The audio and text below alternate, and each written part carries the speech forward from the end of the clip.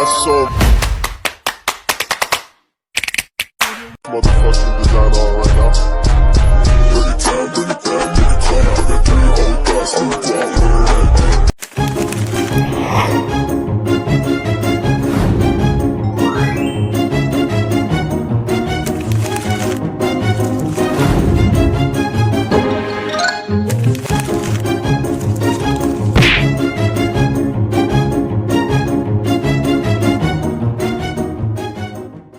A few moments later.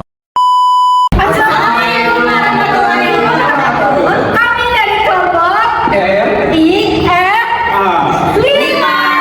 Saya Purnama Kerja dengan NIM 2407043. Saya Setia Mulia Putradi dengan NIM 2407039. Saya Fidul Raini dengan NIM 2407045. Saya Hafiz Surya Saputra dengan NIM 2407011. Di sini kami akan membahas mengenai sistem pendukung manajerial. Ada beberapa pembahasan yang akan kami bahas, di antaranya yang pertama definisi sistem manajerial, peran strategis dalam organisasi modern, pengertian sistem pendukung manajerial, karakteristik utama sistem, komponen teknis sistem, dan mengolah informasi menjadi kompleks. Nah, yang pertama ada definisi sistem pendukung manajerial. Sistem pendukung manajerial atau SPM adalah alat berbasis komputer yang dirancang untuk membantu manajer dalam mengambil keputusan yang lebih baik dan lebih terinformasi. SPM ini juga mengintegrasi data dari berbagai sumber, mengolah menggunakan algoritma kompleks, dan menghasilkan informasi yang akurat, komprehensif, dan dapat segera ditindaklanjuti. SPM ini juga bukan sekedar teknologi, melainkan mitra cerdas yang mengolah data mentah menjadi wawasan yang bermakna, yang memungkinkan pemimpin organisasi membuat keputusan yang cepat, tepat, dan berbasis bukti. Nah, selanjutnya ada peran strategis dalam organisasi modern. Dalam lanskap bisnis modern yang dinamis dan kompetitif, sistem pendukung manajerial memainkan peran fundamental dalam mendorong kemajuan organisasional. Sistem ini bertindak sebagai penguatan informasi digital, memungkinkan organisasi beradaptasi dengan cepat terhadap perubahan lingkungan eksternal. Melalui kemampuan analitis lanjutan, SPM ini juga membantu manajer untuk mengidentifikasi tren pasar, prediksi risiko potensial, dan membantu peluang baru. Lebih dari sekedar teknologi, SPM ini juga menjadi katalis inovasi yang mendorong efisiensi operasional, meningkatkan koordinasi lintas departemen, dan menciptakan keunggulan kompetitif berkualitas. Selanjutnya akan dijelaskan oleh teman saya yaitu Nur. Nah, selanjutnya akan dilanjutkan oleh saya Nur Dawar Kerja tentang pengertian sistem pendukung manajerial. Nah, sistem pendukung manajerial itu dibagi menjadi 3 bagian, yaitu definisi sistem integrasi dan mendukung proses pengambilan keputusan serta mengolah informasi kompleks. Pertama, definisi sistem integrasi. Sistem integrasi adalah proses menghubungkan berbagai sistem komputer dengan aplikasi agar dapat berkomunikasi secara fisik dan fungsional sebagai satu kesatuan. Jadi sistem itu saling melengkapi gitu. Untuk ini mencakup penghubungan berbagai sistem teknologi, informasi atau TI, dan komponen perangkat yang berbeda untuk bekerja secara baru. Tujuannya adalah untuk meningkatkan konsistensi data serta mengurangi biaya operasional dan mendukung pengambilan keputusan yang lebih baik. Contoh penerapannya dalam sistem integrasi yaitu di Foundation yang berada di Jakarta, yaitu menggunakan aplikasi API untuk mengelola keuangan dan SDM secara terintegrasi. Nah, selanjutnya mendukung proses pengambilan keputusan. Sistem juga bertindak sebagai mitra strategis, yaitu organisasi atau entitas yang berkolaborasi berkolaborasi dengan pihak lain untuk mencapai tujuan bersama dan meningkatkan keunggulan kompetitif. Menyediakan alat analitis yang memungkinkan manajer melakukan valuasi mendalam dan cepat melalui algoritma canggih dan kecerdasan buatan yaitu AI. Sistem juga mampu mensimulasikan berbagai skenario seperti mengidentifikasi resiko potensial dan menghasilkan rekomendasi berbasis data. Yang ketiga, mengelola informasi kompleks. Kemampuan utama sistem juga terletak pada informasi transformasi data kompleks jadi insight strategis, yaitu mengevaluasi pasar pelanggan yang mendalam yang langsung diimplementasikan menggunakan teknik machine learning dan analitik lanjut. Sistem mampu mengurai informasi multidimensi. Apa sih multidimensi itu? Ialah aplikasi yang dapat menampilkan data dalam berbagai bentuk seperti tabel, bagan, dan pivot, mengenali pola tersembunyi dan menghasilkan rekomendasi yang tajam. Nah, selanjutnya akan dilanjutkan oleh Astia.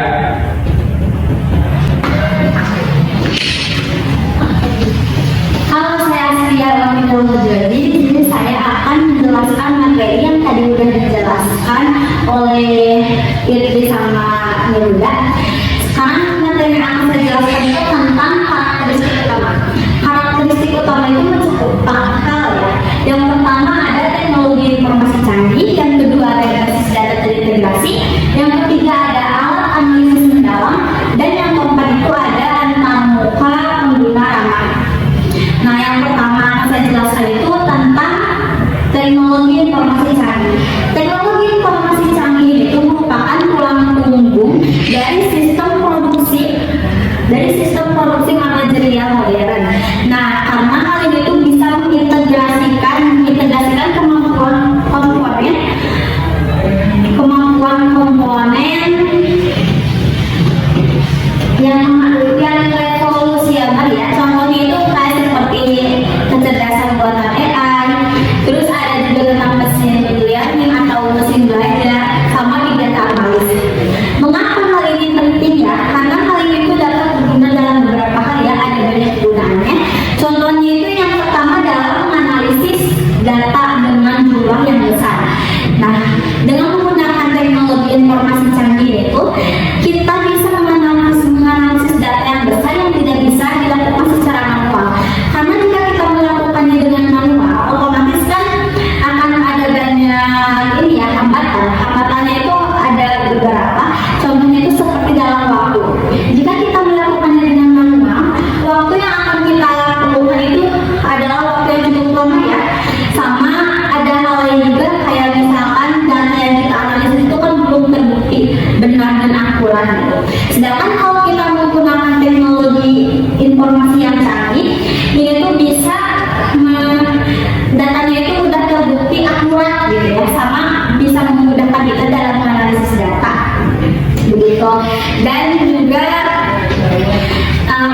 juga mempercepat waktu ya, jadi nggak akan lama kayak seperti manual gitu. Nah, selanjutnya itu ada contoh yang lainnya, memprediksi pola dan tren. Jadi dengan menggunakan teknologi informasi canggih itu, kita dapat memunculkan kembali ya pola yang tersembunyi dalam data gitu.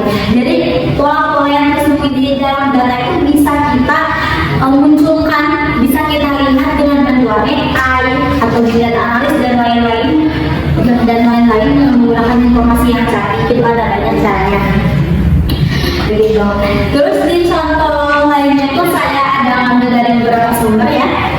Contohnya itu kayak di perusahaan e-commerce itu kan misalkan perusahaan e-commerce itu menganalisis data dari pelanggan ya. Nah, data tersebut itu dapat kita gunakan dalam produksi produk-produk yang akan kita jual kembali kepada pelanggan begitu. Nah, hal itu tuh dapat membuat pelanggan puas ya. menentukan bisnis yang akan kita buat selanjutnya. Selain itu, teknologi informasi canggih itu juga ya dapat mengintegrasi berbagai data yang masuk ke sebuah perusahaan, membuat si perusahaan itu mempunyai wawasan yang besar ya dan gampang itu. Nah, next slide. Nah, selanjutnya saya akan menjelaskan tentang basis data terintegrasi. Basis data terintegrasi itu adalah fondasi utama ya sistem pendukung manajerial modern. Nah, hal ini itu juga dapat mengkonsolidasikan informasi dari seluruh departemen. Semuanya itu kayak ini tuh untuk menyatukan data-data ya, data-data seperti data keuangan, data keuangan, terus ada data pemasaran sama sumber daya masyarakat. Nah, ini tuh bisa disatukan, data-data itu bisa disatukan dalam satu fondasi begitu. Manfaatnya itu yang ini bisa mengkonsolidasikan informasi ya. Jadi si data-data yang udah tadi kita analisis dari setiap data pemasaran dan data lain-lainnya. Nah, si data-data itu kita disatukan contohnya di dalam satu platform. Jadi itu tuh bisa memudahkan kita ya, bisa memudahkan kita sebagai pengelolanya gitu. Terus ada yang lainnya juga itu memberikan wawasan menyeluruh. Memberikan wawasan menyeluruh itu maksudnya basis data terintegrasi itu bisa memudahkan si pengelola ya dalam memantau kinerja kerja itu sama memantau data-data yang masuk gitu ya. Jadi si pengelola itu nggak perlu langsung turun tangan untuk melihat kinerja kerja, tetapi bisa dilihat langsung dari platform yang telah kita buat gitu. Nah, selain itu dengan menggunakan basis data terintegrasi kita juga dapat mengurangi ini apa duplikasi. Jadi orang-orang lain itu nggak bisa menduplikasi data-data yang telah kita buat di platform itu. Nah, kalau misalkan data-data itu terpisah, nah itu ada kemungkinannya kalau data kita tuh bisa disabotase gitu ya sama orang lain gitu. Sedangkan kalau misalkan udah dimasukin ke dalam platform itu kan data-datanya menjadi aman ya, enggak seperti sebelum dimasukkan ke dalam platform. Nah, selanjutnya di sini saya akan menjelaskan materi yang ketiga yaitu tentang alat analisis mendalam. Nah, alat analisis mendalam itu merupakan suatu teknologi sistem pendukung manajerial modern. Nah, itu juga bisa menggunakan algoritma canggih, terus ada teknik mesin learning, sama sistem ini juga mampu mengidentifikasi data yang tersembunyi ya. Sama seperti yang udah tadi saya jelaskan di poin pertama. Nah, jadi ini tuh dapat memunculkan lagi sistem yang sudah tersembunyi dari data yang tidak bisa dilihat oleh manusia. Begitu. Terus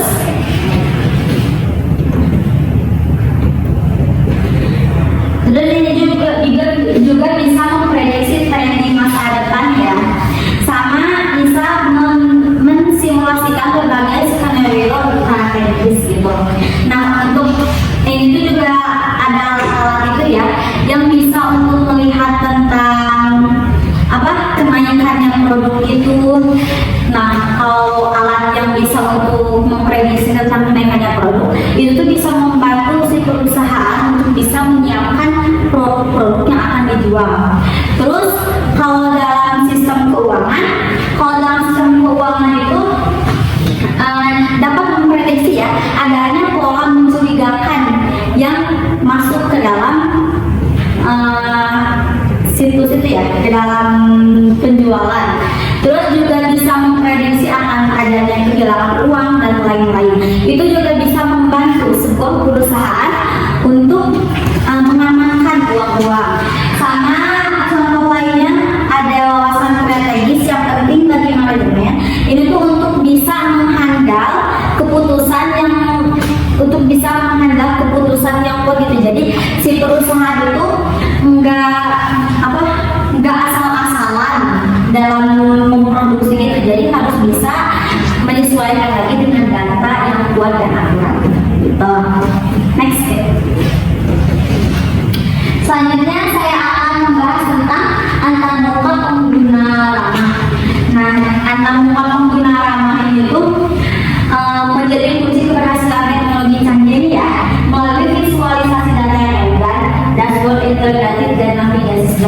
Jadi ini tuh kita ya sebagai yang memproduksi pengelola. Nah sebaiknya sebelum kita bisa menyelesaikan produk yang kita buat, kita tuh harus bisa membuat dashboard juga. Dashboard itu tuh bisa berupa hal-hal penting ya untuk kepentingan perusahaan, seperti data-data yang tadi saya jelaskan, data-data keuangan. Nah itu di dashboard ada. Nah itu tuh bisa membuat si pengelola itu dapat memantau semua kinerja-kerja dan aktivitas hanya dalam satu klik aja. Jadi kalau misalkan mau lihat data-data yang udah masuk, tinggal masuk aja ke dashboard. Nah habis masuk ke dashboard itu tinggal klik aja mau lihat apa gitu. Ada banyak itu data-data lain, sama ada angka formula yang lama. Nah bukan hanya untuk si pengelola ya, tapi manajer, staff ataupun yang tidak aktif dalam teknis itu tuh dapat melihat lagi ya data-data yang ada. Terus visualisasi data yang elegan itu juga hasilnya harus memvisualisasi data yang elegan, yang pertama kayak membuat dashboard. Terus kita juga harus bikin akses supaya dapat memudahkan para manajer, staff atau non-staff atau yang non-teknis itu bisa, supaya kita bisa memudahkan mereka untuk bisa masuk gitu ya ke penggunaan. Jadi itu bisa untuk semua kalangan gitu. Terus nah itu juga dapat meningkatkan produktivitas organisasi pengguna ya. Jadi dapat memudahkan kita sebagai pengguna atau pengelola untuk bisa untuk bisa memproduktivitaskan organisasi ya, gitu. Dan saya selanjutnya materi selanjutnya akan disampaikan oleh Hafiz.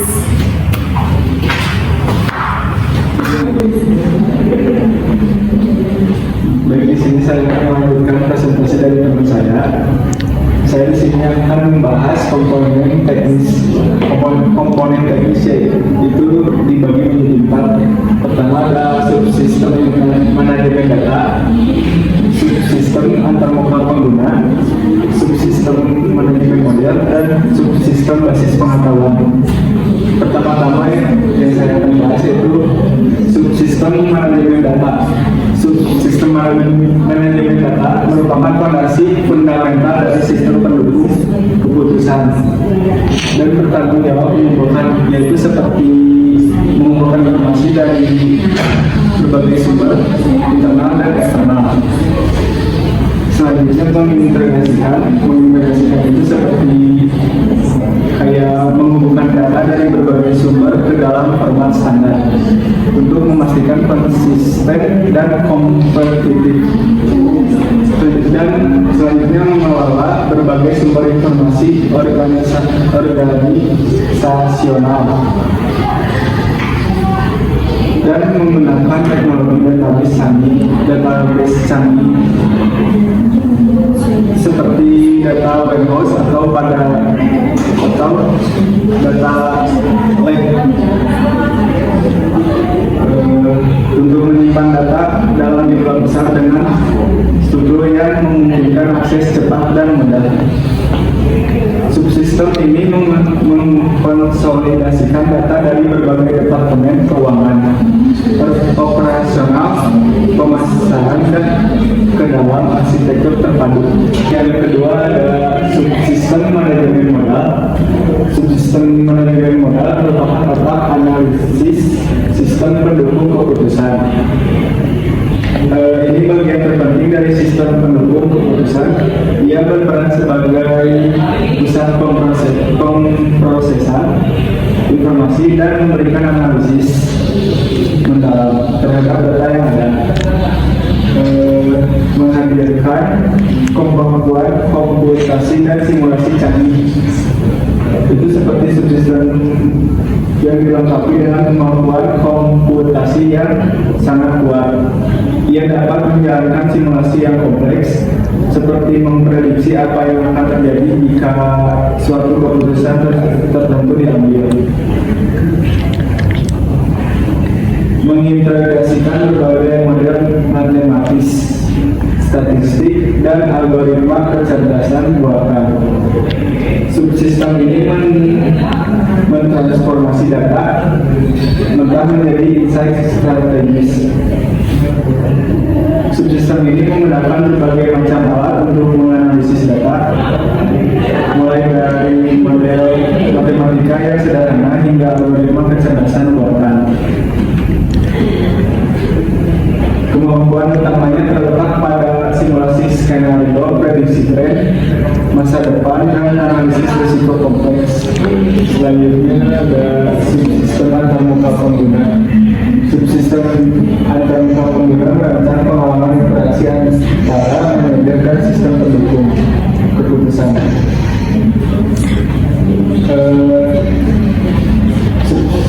Subsistem ini bertanggung jawab untuk menciptakan pengalaman penggunaan yang nyaman dan mudah bagi manajer saat berinteraktif dengan sistem. Selanjutnya dirancang dengan prinsip user experience atau UX tercanggih. UX ini memastikan bahwa antarmuka yang dirancang tidak hanya berfungsi tetapi juga mudah digunakan. Itu seperti data yang kompleks disajikan dalam bentuk visual yang mudah dipahami seperti grafik, chart, atau peta. Navigasi itu seperti pengguna dapat dengan mudah berpindah dari satu bagian ke bagian lain dalam sistem tanpa rasa bingung. Dan alat manipulasi informasi yang ramah. Alat manipulasi informasi yang ramah itu pengguna diberikan alat yang mudah digunakan untuk memanipulasi data seperti filter sorting dan zooming. Selanjutnya subsistem basis pengetahuan. Subsistem basis pengetahuan menghadirkan dimensi kecerdasan artifisial dalam sistem pendukung keputusan. Mengumpulkan pengetahuan dari berbagai sumber literatur akademis, pengalaman organisasional, dan praktik terbaik industri. Subsistem ini menciptakan repositori pengetahuan yang dapat dipelajari dan dikembangkan. Nah, di sini saya akan melanjutkan penjelasan dari teman-teman saya, yaitu mengenai teknologi pendukung. Ada beberapa pembahasan, di antaranya kecerdasan buatan, machine learning, big data analytics, dan cloud computing. Nah, yang pertama ada kecerdasan buatan. Kecerdasan buatan merupakan revolusi teknologi yang mengubah paradigma komputasi dan pengambilan keputusan. Melalui algoritma cerdas, AI mampu menirukan proses berpikir manusia, menganalisis pola kompleks, dan memberikan solusi inovatif. Implementasinya meliputi sistem prediktif, robot cerdas, dan mesin pengambilan keputusan yang dapat beradaptasi dengan lingkungan dinamis. AI digunakan dalam berbagai bidang, termasuk kesehatan, untuk mendiagnosa penyakit, otomotif atau kendaraan otonom, keuangan, untuk menganalisis resiko, serta sebagai hiburan, seperti rekomendasi film ataupun musik. Meskipun AI membawa atau memberikan banyak manfaat, ada juga tantangan termasuk masalah etika, privasi, dan dampak sosial dari otomatisasi pekerjaan. Machine learning merupakan contoh kecerdasan buatan seperti AI, karena machine learning terbuat dari AI itu yang memungkinkan sistem komputer belajar dan berkembang secara mandiri. Gini, karena AI itu didesain untuk berkembang mandiri dari programmernya. Nah, tanpa intervensi eksplisit. Apa sih itu intervensi eksplisit? Intervensi eksplisit adalah metode pembelajaran yang terstruktur, sistematis, dan tidak ambigu yang bertujuan untuk memantau dan memahami konsep-konsep tertentu. Algoritma canggih memungkinkan sistem mengidentifikasi pola tersembunyi, memprediksi tren, dan mengoptimalkan kinerja berdasarkan pengalaman data. Selanjutnya ada Big Data Analysis. Big Data Analysis ini mengubah volume dari raksasa menjadi insight strategis yang bermakna. Menggunakan teknologi komputasi canggih, sistem mampu mengolah, menganalisis dan menginterpretasikan dataset kompleks dari berbagai sumber. Teknik analitik multidimensi memungkinkan organisasi mengeksplorasi hubungan tersebut, memprediksi tren masa depan, dan membuat keputusan berbasis bukti. Dengan kemampuan ini, Big Data ini untuk mengolah dan menganalisis data dalam jumlah besar, Big Data Analysis memungkinkan organisasi untuk membuat keputusan yang lebih cerdas dan lebih cepat serta menciptakan peluang bisnis yang baru. Cloud computing adalah model untuk menyediakan akses jaringan yang nyaman, cepat, dan sesuai permintaan. Kumpulan sumber daya komputasi yang dapat dikonfigurasi seperti jaringan, server, penyimpanan, aplikasi, dan layanan yang dapat dengan cepat disediakan dan dilepaskan dengan sedikit usaha manajemen atau instansi penyedia layanan. Baik, mari kawan-kawan merapat ke depan. Di sini kita akan menyampaikan kesimpulan dari presentasi yang telah kita sampaikan tadi. Singkatnya, skalabilitas dalam ekonomi digital sangat penting bagi bisnis yang ingin bertahan dan berkembang dalam lingkungan yang makin kompetitif. Perusahaan dapat meningkatkan kapasitasnya untuk memenuhi permintaan pasar, memaksimalkan efisiensi. Dan juga ini tuh dapat memperkuat daya saing dengan menerapkan strategi stabilitas yang efektif. Bisnis dapat merespon perubahan pasar dengan cepat, mengoptimalkan biaya, dan mencapai pertumbuhan berkelanjutan dengan stabilitas. Sekian dari kami. Wassalamualaikum warahmatullahi wabarakatuh. Sementara itu, di suatu dimensi yang lain,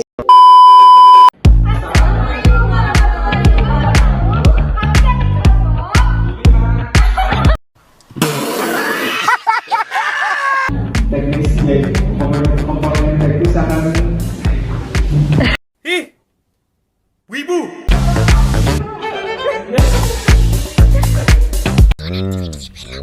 Macam tak betul je budak ni.